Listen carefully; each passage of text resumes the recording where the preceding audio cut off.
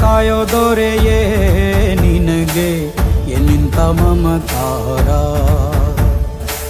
ಕಣ್ಣೀರ ಒರೆಸೋ ಪ್ರಭುವೇ ನಿನಗೆ ಆದ್ಯಾವ್ರೆ ಜೊತೆಗಾರ.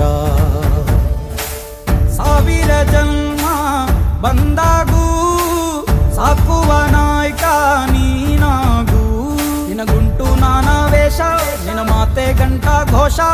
ಸೂರ್ಯ ಚಂದ್ರ ಹುಟ್ಟೋದಿಲ್ಲ ನೀನು ಕೊಡದೆ ಸಂದೇಶ. ರೇ ರೇ ರೇ ರೇ ರೇ ರೇ ರೇ ರೇ ಭಜರಂಗಿ.